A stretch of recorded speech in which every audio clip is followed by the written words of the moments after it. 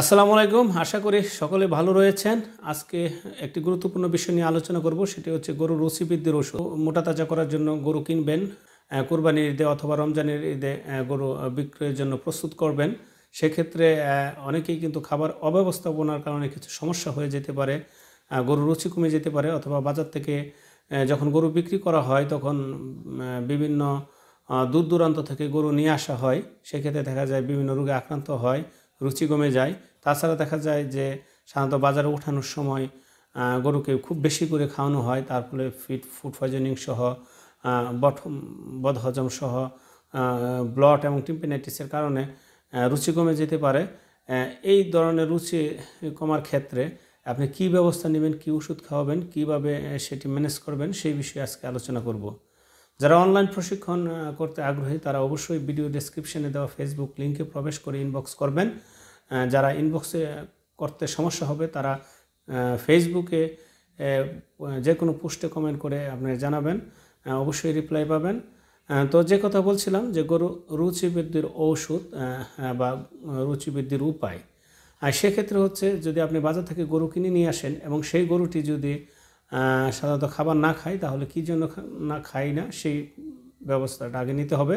অবশ্যই তখন আপনাকে তার জ্বর মাপতে হবে, তাপমাত্রা মাপতে হবে। সেক্ষেত্রে যদি হাতে পালপেশন করে আপনি বুঝতে পারেন যে তার জ্বর নেই, তাহলে অবশ্যই তার দ্বিতীয় যে সমস্যা আপনি বোঝার চেষ্টা করবেন সেটি হচ্ছে যে তার খাবারজনিত কোনো সমস্যা হয়েছে কিনা। অর্থাৎ আপনি কিনে নিয়ে আসছেন, সেক্ষেত্রে সে বেশি খাবার খেয়ে আসতে পারে, এটি একটি সমস্যা হতে পারে। তখন আপনি অবশ্যই তাকে তার যে পায়খানা করা এবং পায়খানার অবস্থা সেই হিস্ট্রিগুলো নেবেন এবং সেগুলো পর্যবেক্ষণ করবেন। যদি পায়খানা ঠিক থাকে তাহলে খাবারজনিত সমস্যা না, তাহলে আপনি পরীক্ষা করবেন যে সে কোথাও ব্যথা পেয়েছে কিনা বা স্ট্রেস বা এই কোনো কারণে তার কোনো সমস্যা হয়েছে কিনা। তাহলে যদি ব্যথা কারণে হয়ে থাকে, ব্যথার ট্যাবলেট খাওয়াতে হবে বা ইঞ্জেকশন দিতে হবে। সেক্ষেত্রে প্রিফারবেট ইঞ্জেকশন দিতে পারেন, অথবা তার যদি জ্বর চলে আসে আপনি প্যারাসিটামল জাতীয় যে ওষুধগুলো রয়েছে যেমন ফার্স্ট বেড, প্যারাবেট, এগুলো কিন্তু আপনি খাওয়াতে পারবেন।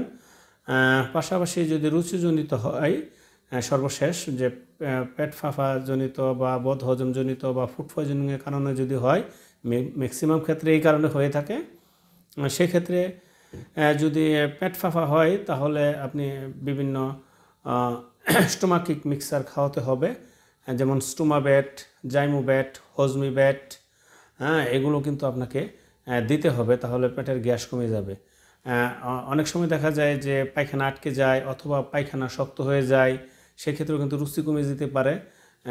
সেক্ষেত্রে আপনারা পায়খানা নরম করার জন্য অথবা ভিতরের যে খাবারগুলো, নষ্ট খাবারগুলো, সেগুলো বের করে দেওয়ার জন্য আপনারা বিভিন্ন ধরনের সিমিতিখুন জাতীয় যে প্রিপারেশনগুলো রয়েছে সেগুলো খাওয়াতে পারেন, বা হার্বাল প্রিপারেশন রয়েছে যেমন এল ব্লট, সেটি হার্বাল প্রিপারেশন, সেটি আপনারা খাওয়াতে পারেন পার্শ্ব প্রতিক্রিয়াহীন।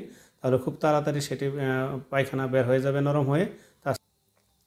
তাছাড়া বিভিন্ন ধরনের প্রিপারেশন রয়েছে যেমন গ্যাস নীল রয়েছে, সেগুলো পায়খানা নরম করতে সাহায্য করবে। তারপর বিভিন্ন অ্যান্টাসিড সিরাপ রয়েছে, অক্সিকুন বেট রয়েছে, সেগুলো পায়খানা বের করতে সহায়তা করে। ম্যাগনেসিয়াম সালফেট রয়েছে যেমন ম্যাকবেট, ম্যাগলাক্স, তবে সেগুলো সেক্ষেত্রে ব্যবহার না করাই ভালো, তাহলে পায়খানা অতি পাতলা হয়ে যেতে পারে, সমস্যা হয়ে যেতে পারে, এবং এগুলো ব্যবহারের ক্ষেত্রে অবশ্যই ভেটেরিনারি চিকিৎসকের পরামর্শ নিতে হবে। তো সুতরাং আপনি যদি স্বাভাবিকভাবে যে সিমিতিখুন জাতীয় যে প্রিপারেশনগুলো রয়েছে সেগুলো খাওয়ান, হার্বাল প্রিপারেশন যেমন এলব্লট এবং বিভিন্ন ধরনের স্টোমাকিক পাউডার, রোমেন্টনিক ট্যাবলেট, এগুলো খাওয়ান।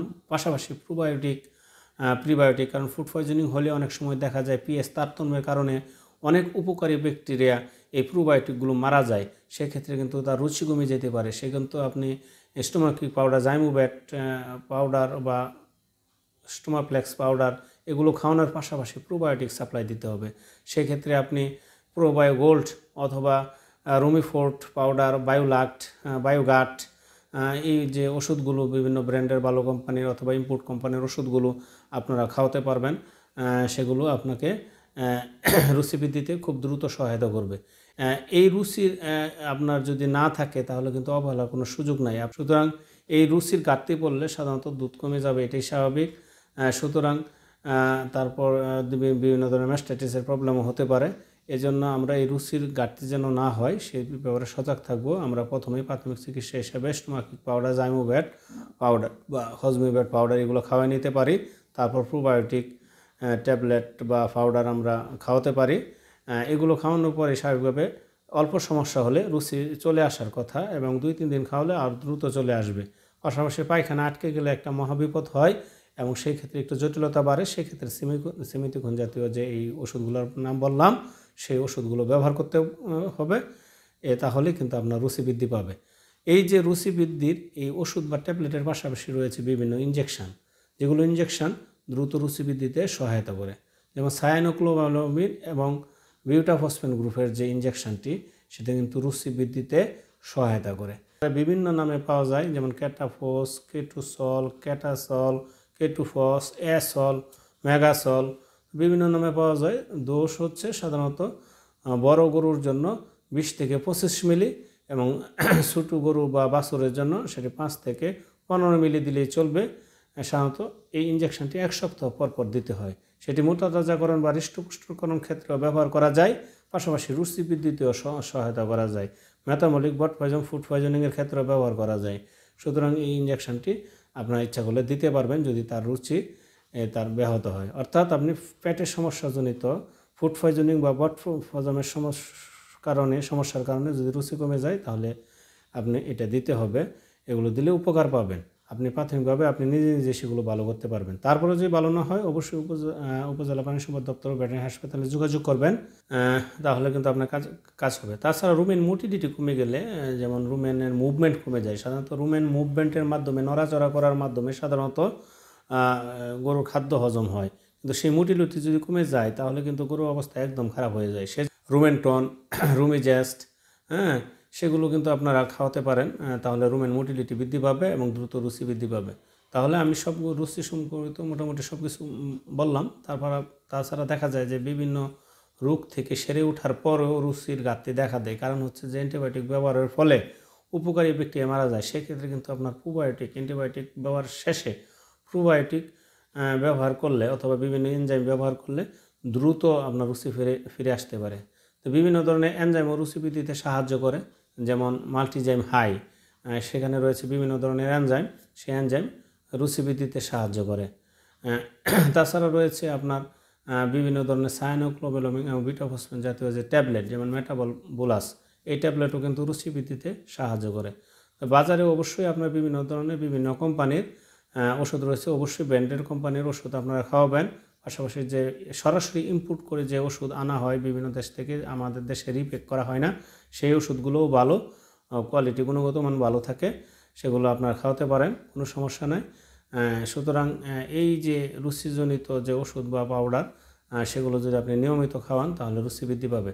তাছাড়া আপনি যদি সবসময় ঘাস এবং দানাদার খাবার এর সঠিক অনুপাত বজায় রেখে আপনি খাওয়াতে পারেন তাহলে আপনার গরু কখনোই রুচি কাটতে হবে না, সবসময় রুচি বৃদ্ধি পাবে।